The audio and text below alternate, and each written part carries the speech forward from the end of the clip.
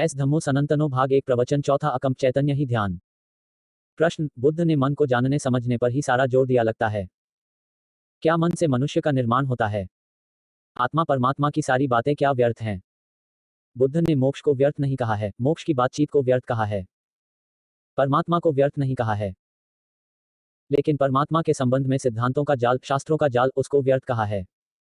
बुद्ध ने कहा, बात मत करो, चर्चा की बात नहीं है, पीना पड़ेगा, जीना पड़ेगा, अनुभव करना होगा। जो जानते नहीं उनकी बात व्यर्थ है, जो जानते हैं वे उसकी बात नहीं करते। ऐसा नहीं कि वे बात नहीं करते, बुद्ध ने बहुत बात की है, लेकिन परमात्मा के संबंध में न की, मनुष्य के संबंध में की। मनुष्य बीमारी है, परमात्मा स्वास्थ्य है। बीमारी को ठीक पहचान लो, कारण खोज लो, निदान करो, चिकित्सा हो जाने दो।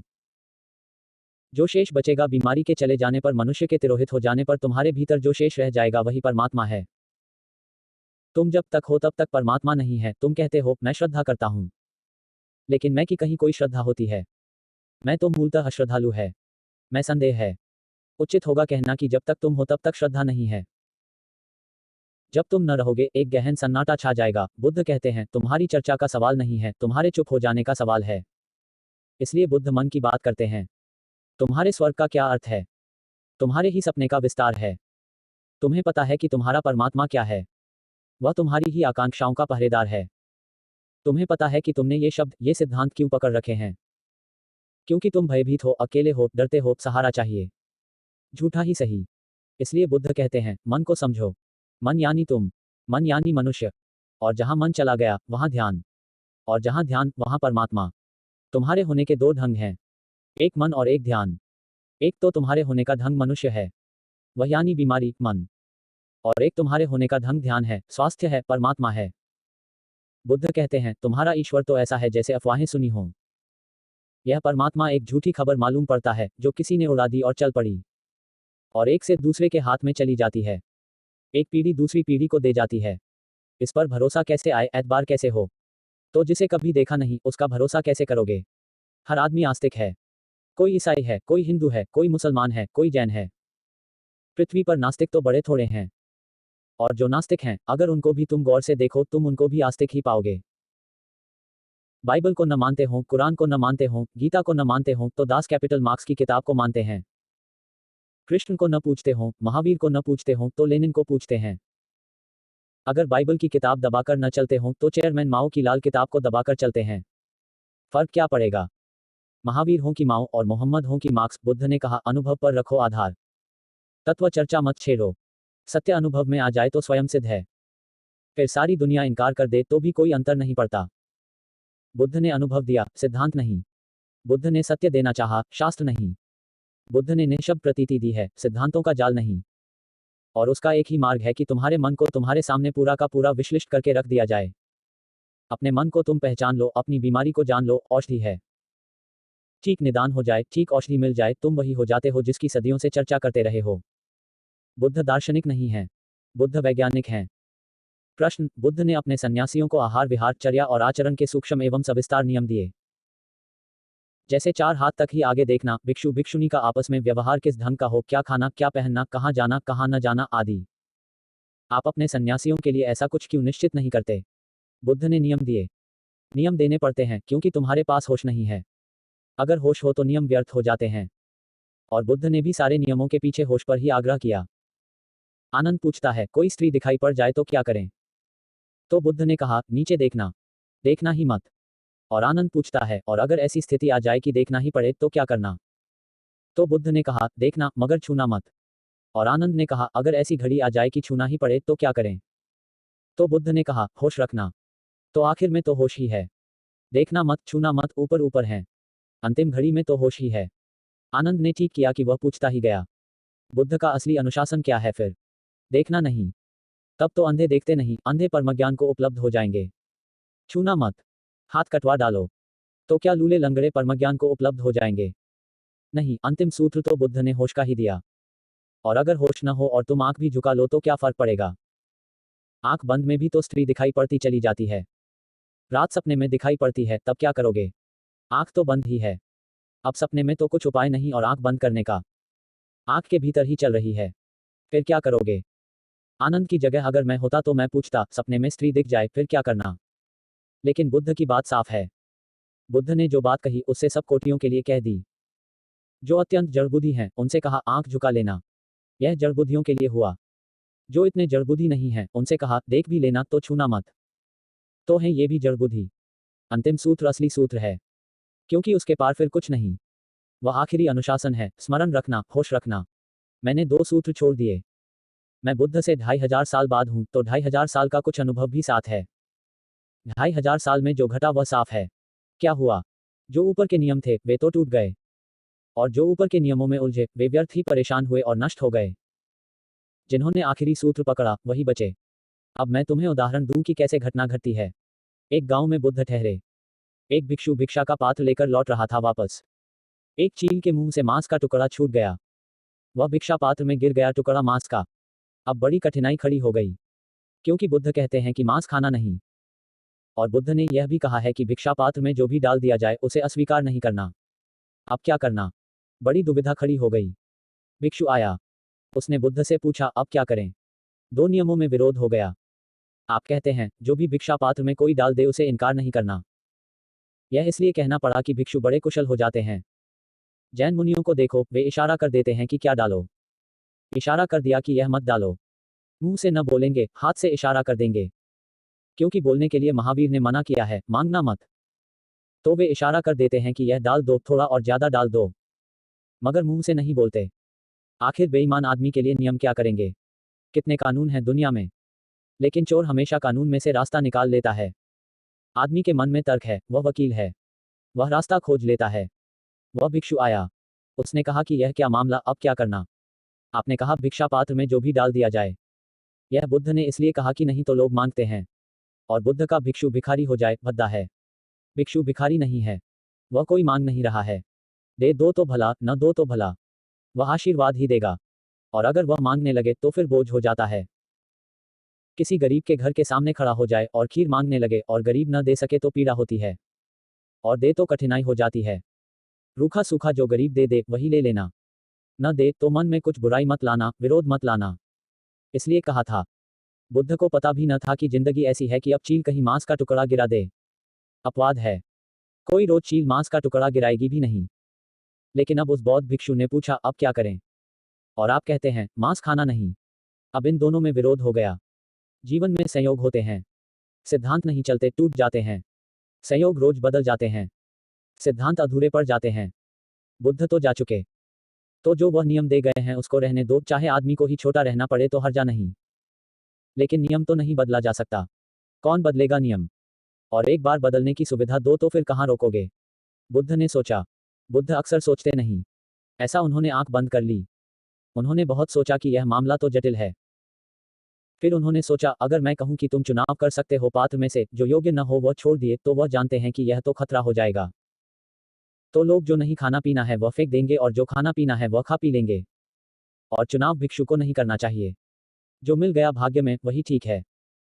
फिर अगर यह कहूं कि जो मिल जाए वह खा लेना, तो अब इस मांस के टुकड़े का क्या करना? फिर बुद्ध को ख्याल आया कि चीलें कोई रोज तो गिराएंगी नहीं, अब शायद कभी भी न गिरे। हो गया एक दफे, यह संयोग था। इस एक संयोग के लिए नियम बनाना ठीक नहीं। तो बुद्ध ने कहा कि कोई फिक्र न करो, जो पात्र में गिर जाए वह खा लेना। अगर मांस गिर गया तो वह तुम्हारे भाग्य का हिस्सा है। बुद्ध ने सोचा था चीलें रोज मांस न गिराएंगी, लेकिन अब बौद्ध भिक्षुओं के पात्र में रोज मांस गिरता है। जापान, चीन, बर्मा रोज अब श्रावक गिराते हैं।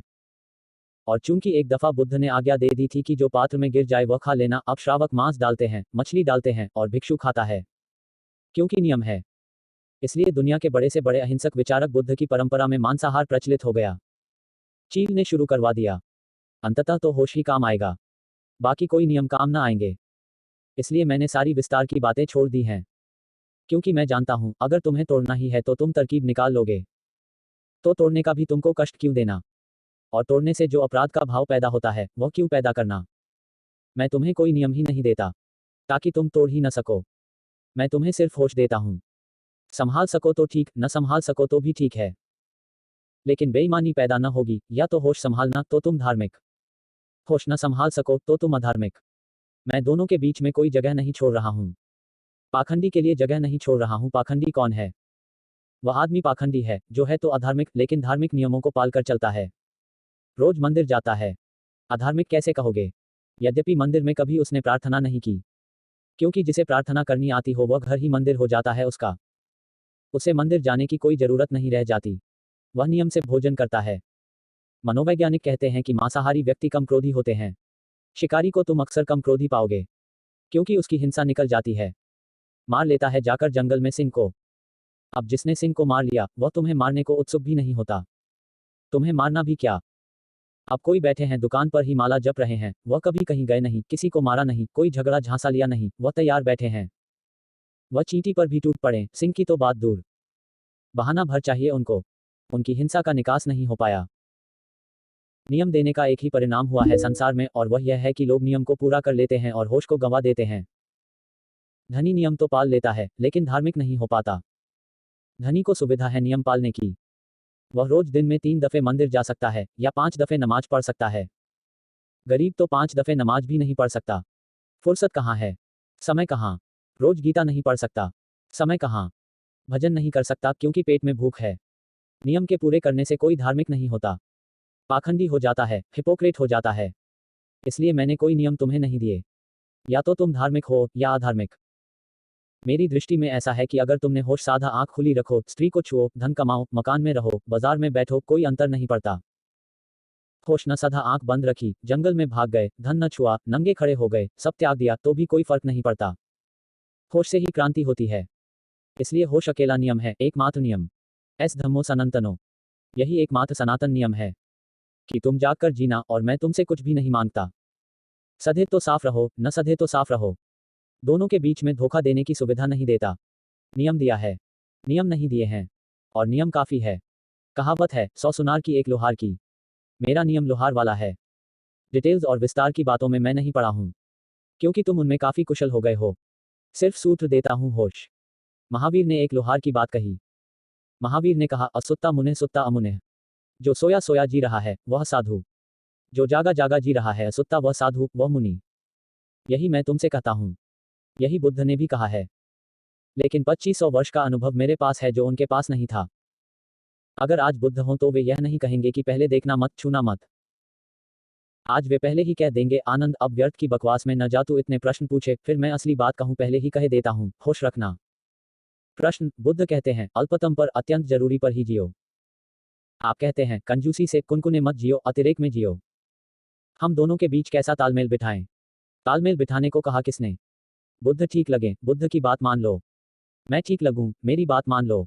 तालमेल बिठाने को कहा किसने? बुद्ध ने कहा, अल्पतम, न्यूनतम, कम से कम पर आ जाओ, वहां से छलांग लग जाएगी। मैं कहता हूं अतिरेक। अंतिम पर आ जाओ, वहां से छलांग लग जाएगी। बुद्ध कहते हैं दीन दरिद्र भिक्षु हो जाओ। मैं कहता हूं सम्राट बन जाओ। मगर दोनों छोर हैं। बुद्ध कहते हैं इधर हटाओ। मैं कहता हूं उधर बढ़ जाओ।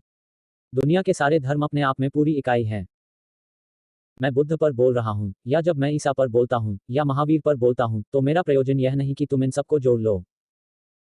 इन पर मैं अलग अलग बोल रहा हूं इसीलिए, ताकि हो सकता है किसी को बुद्ध की बात ठीक पड़ जाए, किसी को महावीर की ठीक पड़ जाए, किसी को कृष्ण की ठीक पड़ जाए। जिसको जहां से ठीक पड़ जाए। रास्ते थोड़े ही गिने हैं। तुम्हें बुद्ध की बात जमती है, फिक्र छोड़ो मेरी। कुछ लेना देना नहीं मुझसे फिर तुम उसी मार्ग पर चले जाओ। वहीं से तुम्हें परमात्मा मिल जाएगा। वह रास्ता परिपूर्ण है। उसमें रत्ती भर जोड़ना नहीं है। अगर तुम्हें बुद्ध की बात नहीं जमती, मेरी बात जमती है, तो भूल जाओ सब बुद्धों को, क्योंकि उनकी याददाश्त भी बाधा बनेगी। यही तो अर्थ है गुरु चुनने का कि तुमने देख लिया, पहचान लिया, खोजा, सोचा, चिंतन किया, मनन किया, पाया कि किसी से मेरा तालमेल बैठता है। बुद्ध की मूर्ति के पास नाचो मत। इस मूर्ति के पास तो चुप होकर बैठ जाना है। तो ही तुम बुद्ध के रास्ते पर जा सकोगे। अगर नाचने की थोड़ी भी भावदशा हो तो कृष्ण को देखना। फिर वहां मोर मुकुट वाले कृष्ण से कुछ बात बन सकती है। वह आदमी इसीलिए है। उनकी बांसुरी फिर तुम्हारे भीतर छिपे नाच को मुक्त कर देगी। और मुक्ति का कोई अर्थ नहीं होता। मुक्ति का यही अर्थ होता है, तुम्हारे भीतर जो छिपा है वह प्रकट हो जाए, खिल जाए। अगर तुम एक कमल अपने भीतर छिपाए हो तो वह खिल जाए हजार हजार पखुड़ियों में, उसकी सुगंध लुट जाए हवाओं में। अगर कोई मौन सधने को बैठा है तो सज जाए। तुम्हारी जो नियति है वह पूरी पूरी उपलब्ध हो जाए। तुम थोड़ा सोचो, बुद्ध की गर्दन हो, कृष्ण के पैर हो, महावीर का हृदय हो, जीसस के हाथ हो, मोहम्मद की वाणी हो, सब गड़बड़ हो जाएगा, तुम पागल हो जाओगे। एकदम पागल हो जाओगे। तुम मुक्त तो न हो पाओगे, विक्षिप्त हो जाओगे। इसलिए दुनिया के सारे धर्मों ने एक बात पर जोर दिया है कि अगर यह बात ठीक लगती है तो बस पूरा समर्पण चाहिए। ठीक नहीं लगती है, कहीं और खोज लो। असली सवाल पूरा समर्पण है। जहां भी जाओ पूरा समर्पण कर दो। तुमने बुद्ध को सुन लिया और बुद्ध ने कहा कि सब व्यर्थ है। बुद्ध यह जानकर कह रहे हैं, धन उन्होंने जाना है कि व्यर्थ है। तुमने केवल धन की कामना की है, जाना वाना नहीं कि व्यर्थ है। जानने के लिए तो होना पहले चाहिए। वह है ही नहीं तुम्हारे पास। भिक्षा पात्र लिए खड़े हो। सम्राट थे बुद्ध। वे छोड़कर रास्ते पर आ गए। तुम रास्ते पर ही थे और तुमने बुद्ध की वाणी सुन ली और तुम प्रभावित हो गए, तुम मुश्किल में पड़ोगे। क्योंकि तुम्हारा त्याग बुद्ध का त्याग नहीं हो सकता। तुम्हारे त्याग में भोग छिपा ही रहेगा। तब क्या होगा? तब यह होगा कि तुम त्याग भी करोगे और सोचोगे त्याग के बाद स्वर्ग मिलने वाला है। स्वर्ग में भोगेंगे अप्सराएं, महल। तुम्हारे ऋषि मुनि यही कर रहे हैं। इंद्र अगर उनसे डर जाता है तो अकारण नहीं। क्योंकि वे मुक्त होने की इच्छा नहीं रखे हुए हैं, वे इंद्र के सिंहासन पर बैठने की इच्छा लिए बैठे हैं। इंद्र का सिंहासन डोलने लगता है पुराणों में, वह तो प्रतीक है। वह यह बता रहा है कि ऋषि मुनि वस्तुतः ऋषि मुनि नहीं हैं। वे भी आकांक्षा कर रहे हैं स्वर्ग में सिंहासन की। और जहां आकांक्षा है वहां प्रतिस्पर्धा है। और जो पहले से सिंहासन पर बैठा है वह जरूर घबराएगा। अब तुम अगर अप्सराओं की कामना करने लगे कि उर्वशी को भोगना है तो इंद्र घबराएगा। उसकी उर्वशी छीनने की चिंता में तुम लगे हो। वह तुम्हें डंबाएगा, डिगाएगा, आएगा। वासना बिना पके नहीं मरती। और जब पककर मरती है तभी मरती है। फिर पीछे दाग भी नहीं छोड़ जाती। तब तुम ऐसे निर्दोष निकलते हो, ऐसे ताजे, जैसे सुबह सुबह अभी अभी खिला हुआ फूल हो। मैं तुमसे अतिरेक में जीने को कहता हूं। बुद्ध के बाप ने मुझसे पूछा होता तो मैं कहता कि भोग से इसको दूर रखो।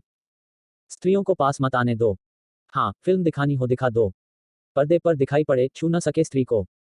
क्योंकि पर्दे से सपना नहीं मिटता, बनता है। स्त्री को पास मत आने देना। इसको सुख सुविधा में मत डालो। इसको महल में मत टिकने दो। इसकी महल की आकांक्षा कभी न मरेगी। क्योंकि जिसको जाना नहीं, उसकी आकांक्षा होती है, मरती नहीं। यह कभी सन्यासी न होगा। लेकिन त्यागी महात्माओं ने कहा, उन्होंने बेचारों ने अपने अनुभव से कहा। जो उन्हें नहीं मिला था, उन्होंने सोचा अगर हमको मिलता, सुंदर स्त्रियां मिलती, महल मिलते तो हम सन्यासी होते। उनका तर्क साफ है। सन्यासी वे इसलिए हुए कि न सुंदर स्त्रियां मिली, न महल मिले। वही इसके लिए भी जमा दो, बुद्ध के बाप ने उनकी मान ली, लड़का खोया। बना दिए महल 4। हर मौसम के लिए अलग। जितनी राज्य में सुंदर युवतियां थीं, सब इकट्ठी कर दी। बुद्ध लड़कियों के बीच ही बड़े हुए। लेकिन ऊब गए। सुंदरतम स्त्रियां उनके पास थीं। 2 दिन से ज्यादा थोड़े ही सुंदर मालूम पड़ती है। दूसरों को दिखाई पड़ता है। दूसरे की पत्नी सदा ही सुंदर मालूम पड़ती है। और कभी कभी ऐसा हो जाता है कि तुम्हारी सुंदर पत्नी तुम्हें सुंदर नहीं मालूम पड़ती, घर की नौकरानी साधारण तुम्हें सुंदर मालूम पड़ने लगती है। क्योंकि उसमें फासला है। दूर रखो, चीजें सुंदर रहती हैं। दूर के ढोल सुहावने। एक रात बुद्ध उठे तो देखा सारी सुंदर स्त्रियां उनके आसपास पड़ी हैं। किसी के मुंह से लार बह रही है, किसी की आंख में कीचड़ जमा है, किसी का मुंह खुला है और घर्राटा निकल रहा है। वे एकदम भागे वहां से। उन्होंने कहा कि इनके पीछे मैं दीवाना हुआ हूं। कोई भी ऋषि मुनि हो जाए ऐसी अवस्था में। धन था, स्त्रियां थीं, वैभव था, ऊब गए कि रोज मौत करीब आ रही है। और यह सब व्यर्थ है। सत्य को खोजना जरूरी है। बुद्ध से प्रभावित होकर जो सन्यासी हुए, वे मेरे सन्यासी नहीं हैं। उन्होंने बुद्ध की रौनक देखी, चमक देखी, प्रतिभा देखी, बुद्ध की शांति देखी। वैश्या जगी, लोभ जगा, मन में उनके भी हुआ ऐसे ही शांत हम भी हो जाएं। लेकिन उन्हें पता नहीं, इस शांति के पीछे बड़ा गहरा अनुभव है भोग का। इसलिए मैं कहता हूं, भागो मत। जहां हो, जो क्षण मिला है, उसे इतनी त्वरा से भोग लो कि तुम उसके आर पार देखने में समर्थ हो जाओ। जीवन पारदर्शी हो जाए। बस वहीं से सन्यास की सुवास उठनी शुरू होती है। इसलिए मैं तुम्हें अनुभव से तोड़ना नहीं चाहता। चाहता हूं कि तुम जितनी जल्दी अनुभव में उतर जाओ, जितने गहरे उतर जाओ, उतनी ही जल्दी अतिक्रमण का क्षण करीब आ जाए। सन्यास बहुत पास है। संसार का अनुभव तुम्हारा पूरा होना चाहिए। सन्यास संसार के विपरीत नहीं है। सन्यास संसार के पार है। विपरीत नहीं, लेकिन संसार पूरा करना ही होगा। अगर अभी पूरा न करोगे फिर लौट कर आओगे। बुद्ध को भी शायद तुमने सुना हो। 2500 साल हो गए। तुम 25 बार लौट चुके। तुम मुझे भी सुन रहे हो। अगर मेरी बात तुमने न गुनी, तुम फिर लौट कर आओगे। परमात्मा तुम्हें वापस स्कूल में भेजता ही रहेगा जब तक तुम उत्तीर्ण ही न हो जाओ। इसलिए मैं कहता हूं, जल्दी करो। भागने की नहीं, भोगने की। जागने की। अनुभव को निरीक्षण करने की। अगर ठीक से अनुभव किया जाए तो किसी अनुभव को दोहराने की जरूरत नहीं। एक ही बार अगर पूरे मन से जागकर कोई अनुभव कर लिया जाए तुम उससे मुक्त हो जाओगे। क्योंकि फिर पुनरुक्ति तो वही वही है। आखिरी प्रश्न। बुद्ध ने स्त्रियों को संन्यास देने से टालना चाहा। शंकराचार्य भी स्त्रियों को संन्यास देने के पक्ष में नहीं थे। संन्यास जीवन की स्त्रियों से ऐसी क्या विपरीतता है? क्या स्त्रियों से उसका कोई तालमेल नहीं है या कम है? क्या उन्हें संन्यास लेने की जरूरत पुरुषों की अपेक्षा कम है? महावीर का मार्ग भक्ति का नहीं है और बुद्ध का मार्ग भी भक्ति का नहीं है। इसलिए अड़चन है। स्त्री के लिए उनके मार्ग पर कोई सुविधा नहीं है। और स्त्री जब भी मुक्ति को उपलब्ध हुई है तो वह मीरा की तरह नाचकर प्रेम में परिपूर्ण डूबकर मुक्त हुई है। संसार से भागकर नहीं, वह इतनी डूब गई कि मिट गई। तू के बिना मैं नहीं बच सकता। स्त्री का मार्ग दूसरा है। वह कहती है, मैं को इतना गिराओ कि तू ही बचे, प्रेमी ही बचे, प्रीतम ही बचे। और जब मैं बिल्कुल गिर जाएगा और तू ही बचेगा तो तू भी मिट जाएगा, क्योंकि तू भी अकेला नहीं बच सकता। मंजिल पर तो दोनों पहुंच जाते हैं, शून्य की या पूर्ण की, मगर राह अलग है। स्त्री मैं को खोकर पहुंचती है, पुरुष तू को खोकर पहुंचता है। पहुंचते दोनों वहां हैं जहां न मैं बचता है न तू बचता है। इसलिए मेरे लिए कोई अड़चन नहीं है। मैंने पहला संन्यास स्त्री को ही दिया। पुरुष ध्यान करे, स्त्री प्रेम करे, क्या अड़चन है? स्त्री तुम्हारे पास प्रेम का पूरा माहौल बना दे, वातावरण बना दे, तो भी तुम्हारे ध्यान की लौ अडिग रह सकती है। कोई प्रयोजन नहीं है कंपने का। सच तो यह है कि जब प्रेम की हवा तुम्हारे चारों तरफ हो तो ध्यान और गहरा हो जाना चाहिए। पुरुष अगर ध्यान में हो तो स्त्री कितना ही प्रेम करे, पुरुष डगमगाएगा नहीं।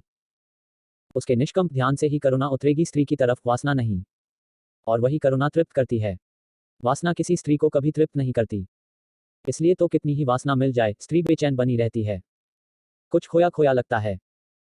मेरा जानना है कि स्त्री को जब तक परमात्मा ही प्रेमी की तरह न मिले तब तक तृप्ति नहीं होती।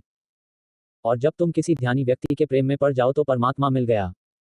तो ध्यान प्रेम को बढ़ाएगा, क्योंकि ध्यान तुम्हारे प्रेमी को दिव्य बना देता है। और प्रेम ध्यान को बढ़ाएगा, क्योंकि प्रेम जो तुम्हारे चारों तरफ एक परिवेश निर्मित करता है, उस परिवेश में ही ध्यान का अंकुरण हो सकता है। इसलिए मैं ध्यान और प्रेम में कोई विरोध नहीं देखता। ध्यान और प्रेम में एक गहरा समन्वय देखता हूं। होना ही चाहिए। जब स्त्री और पुरुष में इतना गहरा संबंध है तो ध्यान और प्रेम में भी इतना ही गहरा संबंध होना चाहिए। और जब स्त्री और पुरुष से मिलकर एक जीवन पैदा होता है, एक बच्चा पैदा होता है, तो मेरी समझ है कि ध्यान और प्रेम के मिलने से ही पुनर्जीवन उपलब्ध होता है, तुम्हारा नव जन्म होता है। आज इतना ही। अज्ञानी अरुण।